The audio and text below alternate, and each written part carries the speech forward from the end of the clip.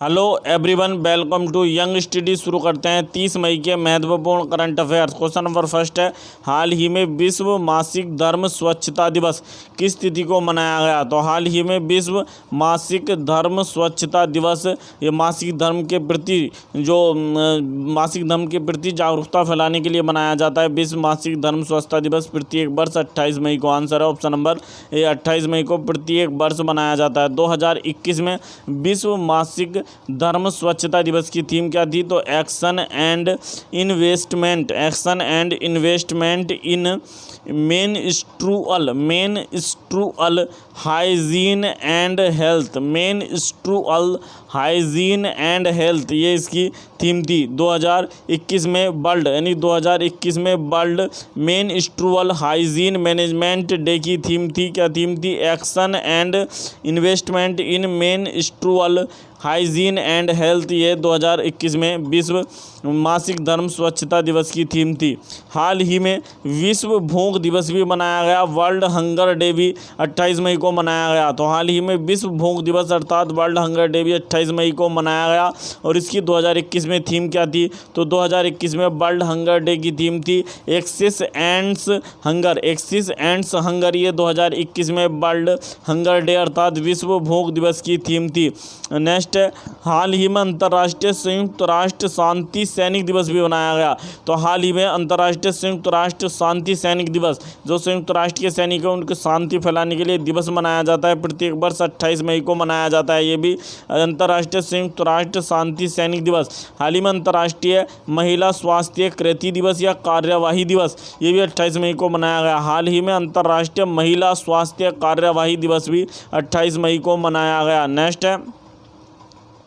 Next question है, हाल ही में यूएन महासभा ने किस देश के द्वारा प्रस्तावित प्रस्ताव के तहत वर्ष 2023 तक साइबर अपराधों के खिलाफ एक संधि मसौदा बनाने के लिए जो है ये प्रस्ताव अपनाया है? क्वेश्चन क्या कहना चाह रहे हैं? तो यूएन जो महासभा है, इसने जो एक देश है, इसने हमारा साइबर अपराधों के खिलाफ एक संधि मसौदा बनाने के लिए एक प्रस्ताव रखा। 2023 तक साइबर अपराधों के खिलाफ एक संधि मसौदा बनाने के लिए एक प्रस्ताव रखा। तो ये यूएन महासभा ने इसे स्वीकार कर लिया। तो ये प्रस्ताव किस देश ने रखा था? तो आंसर ऑप्शन नंबर सी, रूस के द्वारा यह प्रस्ताव रखा गया। तो रूस के द्वारा रखा गया प्रस्ताव, जिसके तहत 2023 तक साइबर अपराध जो हैं उनके खिलाफ एक संधि मसौदा बनाया जाएगा। इसे यूएन महासभा ने अपना लिया है। तो ये रूस के द्वारा रखा गया था। बात आई है रूस की, तो रूस की राजधानी क्या है? तो मॉस्को रूस की राजधानी है। रूस की मुद्रा क्या है? रूबल रूस की मुद्रा है। रूस के राष्ट्रपति का क्या नाम है? तो व्लादिमीर पुतिन रूस के राष्ट्रपति हैं। रूस के प्रधानमंत्री हैं मिखाइल मिशुस्तिन, रूस के प्रधानमंत्री हैं। रूस में भारतीय राजदूत कौन है? तो डी बाला वेंकटेश वर्मा, रूस में भारतीय राजदूत हैं डी बाला वेंकटेश वर्मा। यहाँ आइए यूएन की संयुक्त राष्ट्र की बात आई है। तो संयुक्त राष्ट्र संघ की स्थापना कब की गई थी? तो 24 अक्टूबर सन 1945 को संयुक्त राष्ट्र संघ की स्थापना की गई थी। संयुक्त राष्ट्र संघ का मुख्यालय न्यूयॉर्क में है। संयुक्त राष्ट्र संघ के वर्तमान में जो सदस्य देशों की संख्या 193 है और 193वां दक्षिणी सूडान है। संयुक्त राष्ट्र संघ के वर्तमान में जो महासचिव हैं वो कौन है? एंटोनियो गुतेरस संयुक्त राष्ट्र संघ के वर्तमान में महासचिव हैं। और जो पुर्तगाल के हैं, एंटोनियो गुतेरस कहाँ के हैं? पुर्तगाल के हैं और ये यूएनओ में महासचिव हैं। जबकि यूएनओ के उप महासचिव कौन है? तो यूएनओ की उप महासचिव है अमीना मोहम्मद और ये नाइजीरिया की हैं। अमीना मोहम्मद संयुक्त राष्ट्र संघ की उप महासचिव है। संयुक्त राष्ट्र संघ के 75वें सत्र की अध्यक्षता किसने की थी? तो संयुक्त राष्ट्र संघ के 75वें सत्र की अध्यक्षता तुर्की के वोल्कन बोजकिर ने की थी। तुर्की के हैं वोल्कन बोजकिर, इन्होंने की थी संयुक्त राष्ट्र के 75वें सत्र की अध्यक्षता। नेक्स्ट क्वेश्चन है, हाल ही में WHO ने किस तिथि को विश्व उपेक्षित उष्णकटिबंधीय रोग दिवस घोषित किया है? तो हाल ही में WHO विश्व स्वास्थ्य संगठन ने किस तिथि को विश्व उपेक्षित उष्णकटिबंधीय रोग दिवस घोषित किया है? तो ये घोषित किया है, आंसर ऑप्शन नंबर डी, 30 जनवरी को ये दिवस घोषित किया गया है। 30 जनवरी को ये क्या दिवस है? तो जो ये था विश्व स्वास्थ्य जो संगठन है, इसकी एक सभा हुई थी। ये कौन सी? 74वीं सभा हुई थी संयुक्त विश्व स्वास्थ्य संगठन की, जिसकी अध्यक्षता डॉक्टर हर्षवर्धन ने की थी, भारत के स्वास्थ्य मंत्री। इसमें विश्व स्वास्थ्य जो संगठन ने अफ्रीका, एशिया, अमेरिका के विकासशील क्षेत्रों में सीमांत समुदाय जो हैं उनमें पाए जाने वाले सबसे आम उष्णकटिबंधीय बीमारियों के खिलाफ जागरूकता फैलाने के लिए 30 जनवरी को विश्व उपेक्षित उष्णकटिबंधीय रोग दिवस घोषित किया। किसने? WHO ने। तो WHO की अभी 74वीं सभा हुई, जिसकी अध्यक्षता किसने की? डॉक्टर हर्षवर्धन ने की। WHO की स्थापना 7 अप्रैल सन 1948 को की गई थी, इसलिए प्रत्येक वर्ष 7 अप्रैल को विश्व स्वास्थ्य दिवस मनाया जाता है। WHO के वर्तमान में प्रमुख कौन है? तो WHO के वर्तमान में प्रमुख हैं कौन है? तो टेड्रोस अधानोस, ये वर्तमान में प्रमुख हैं टेड्रोस अधानोस, और ये इथियोपिया के हैं। और WHO का मुख्यालय कहाँ पर है? जिनेवा में WHO का मुख्यालय है। नेक्स्ट क्वेश्चन, विश्व पर्यावरण दिवस 2021 की मेजबानी कौन सा देश करेगा? तो विश्व पर्यावरण दिवस 2021 की मेजबानी कौन सा देश करेगा? ये पहली बार करेगा विश्व पर्यावरण दिवस 2021 की मेजबानी। Answer option number B, Pakistan करेगा। कौन करेगा? पाकिस्तान विश्व पर्यावरण दिवस 2021 की पहली बार मेजबानी करेगा। और ये विश्व पर्यावरण दिवस किस तिथि को मनाया जाता है? तो 5 जून को प्रत्येक वर्ष विश्व पर्यावरण दिवस मनाया जाता है। ये इसके तो पाकिस्तान करेगा। बात आई है पाकिस्तान की, तो पाकिस्तान से संबंधित कुछ महत्वपूर्ण फैक्ट देख लेते हैं। हाल ही में पाकिस्तान को विश्व तंबाकू निषेध दिवस पुरस्कार 2021 दिए जाने की घोषणा की गई है। विश्व तंबाकू निषेध दिवस 2021, विश्व तंबाकू निषेध दिवस पुरस्कार 2021 पाकिस्तान को दिया जाएगा। इसकी हाल ही में WHO के द्वारा घोषणा की गई। पाकिस्तान को विश्व तंबाकू निषेध दिवस पुरस्कार 2021 दिया जाएगा। पाकिस्तान की राजधानी इस्लामाबाद है। पाकिस्तान की मुद्रा पाकिस्तानी रुपया है। पाकिस्तान के राष्ट्रपति आरिफ अलवी हैं। और पाकिस्तान के प्रधानमंत्री कौन है? इमरान खान पाकिस्तान के प्रधानमंत्री हैं। पाकिस्तान ने हाल ही में 2 मिसाइलों का सफल परीक्षण किया, जिनमें एक है शाहीन फर्स्ट ए, जो सतह से सतह पर मारने वाली मिसाइल है शाहीन फर्स्ट ए, और इसकी मारक क्षमता 900 किलोमीटर है। और एक फतेह यानी हमारा प्रथम, इस मिसाइल का भी सफल परीक्षण किया और ये 140 किलोमीटर मारक क्षमता है। पाकिस्तान की पुरुषों की टीम 100 T20 मैच जीतने वाली विश्व की पहली टीम बनी है। पुरुषों की जो टीम है पाकिस्तान की, वो 100 T20 मैच जीतने वाली पुरुषों की पहली टीम बनी है विश्व में। और पाकिस्तान के हाल ही में नए राष्ट्रीय सुरक्षा सलाहकार बने हैं, जिनका नाम है मोईद यूसुफ। ये पाकिस्तान के नए राष्ट्रीय सुरक्षा सलाहकार बने हैं। और पाकिस्तान के नए वित्त मंत्री बने हैं, जिनका नाम है शौकत तारेन पाकिस्तान के नए वित्त मंत्री बने हैं। नेक्स्ट क्वेश्चन, हाल ही में इलाहाबाद विश्वविद्यालय के नए कुलपति अर्थात चांसलर किसे नियुक्त किया गया? तो हाल ही में इलाहाबाद विश्वविद्यालय का नया कुलपति चांसलर ये भारत के राष्ट्रपति जो रामनाथ कोविंद द्वारा नियुक्त किए गए हैं। इनका नाम है आंसर ऑप्शन नंबर सी, आशीष चौहान नियुक्त किए गए हैं। आशीष चौहान कौन है? तो BSE बॉम्बे स्टॉक एक्सचेंज जो है, बॉम्बे स्टॉक एक्सचेंज, इसके वर्तमान में मुख्य कार्यकारी अधिकारी हैं। तो इन्हें इलाहाबाद विश्वविद्यालय का कुलपति अर्थात चांसलर बनाया गया। इलाहाबाद विश्वविद्यालय की स्थापना कब की गई थी? तो इलाहाबाद विश्वविद्यालय की स्थापना सन 1887 में की गई थी। सन 1887 में की गई थी। नेक्स्ट क्वेश्चन, हाल ही में किस राज्य सरकार ने 1 किलोमीटर के दायरे में फाउंडेशन विद्यालयों की स्थापना करने की घोषणा की है? तो हाल ही में किस राज्य सरकार ने 1 किलोमीटर के दायरे में फाउंडेशन जो विद्यालय स्थापित करने की घोषणा की है? तो किस राज्य की सरकार ने ऐसी घोषणा की? तो आंसर है option number D, Andhra Pradesh. जो राज्य की सरकार ने इसने ऐसी घोषणा की है। बात आई आंध्र प्रदेश की, तो आंध्र प्रदेश से संबंधित महत्वपूर्ण फैक्ट देख लेते हैं। आंध्र प्रदेश भारत का पहला राज्य है जिसकी 3 राजधानी है।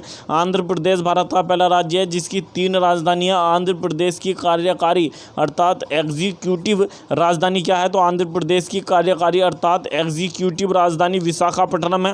क्या है? विशाखापट्टनम। आंध्र प्रदेश की विधायी अर्थात लेजिस्लेटिव राजधानी क्या है?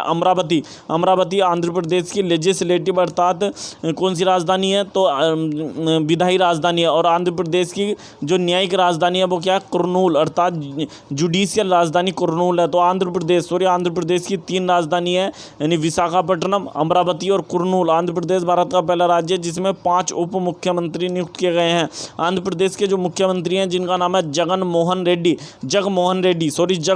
आंध्र प्रदेश के मुख्यमंत्री हैं, जिन्हें CM आंध्र प्रदेश के मुख्यमंत्री जगनमोहन रेड्डी को Skoch chief of the year से चुना गया, यानी Skoch chief of the year 2021 से चुना गया था आंध्र प्रदेश के मुख्यमंत्री जगनमोहन रेड्डी को। और आंध्र प्रदेश के राज्यपाल कौन है? विश्व भूषण हरिचंदन।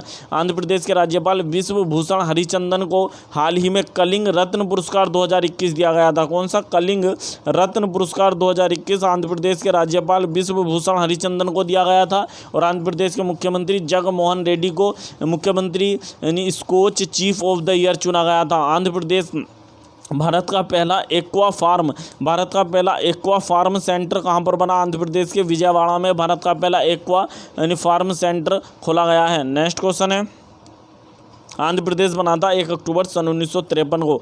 नेक्स्ट क्वेश्चन है, हाल ही में किस राज्य सरकार ने स्मार्ट किचन योजना शुरू की है? तो हाल ही में किस राज्य सरकार ने स्मार्ट यानी किचन योजना शुरू की है? इस योजना के तहत गरीबों को जो सस्ता भोजन प्रदान किया जाएगा, ये किया। Answer option number B Kerala. Kerala राज्य की सरकार ने स्मार्ट किचन योजना शुरू की है। बात आई है केरल की, तो केरल के दूसरी बार मुख्यमंत्री बने पिनरई विजयन। केरल के राज्यपाल कौन है? आरिफ मोहम्मद खान केरल के राज्यपाल हैं। और केरल में भारत का पहला जेंडर डेटा हब बनाया गया है केरल के कोझिकोड में। केरल के कोझिकोड में भारत का पहला जेंडर डेटा हब बना है। केरल में 2 महत्वपूर्ण योजना और चल रही हैं, वन स्कूल वन IAS योजना, ये भी केरल की बहुत महत्वपूर्ण योजना है। और एक है स्मार्ट आंगनबाड़ी योजना, भी केरल की बहुत महत्वपूर्ण योजना है। नेक्स्ट क्वेश्चन है, हाल ही में किसे ONB पुरस्कार से सम्मानित किया गया? तो हाल ही में किसे ONB साहित्य के क्षेत्र में दिया जाने वाला बहुत महत्वपूर्ण पुरस्कार है ONB पुरस्कार, ये दिया गया है। आंसर ऑप्शन नंबर है वैरामुथ को दिया गया है। वैरामुथ को ये जो ONB पुरस्कार हाल ही में दिया गया। ONB पुरस्कार साहित्य के क्षेत्र में दिया जाता है। और यह पुरस्कार जो द्विंगत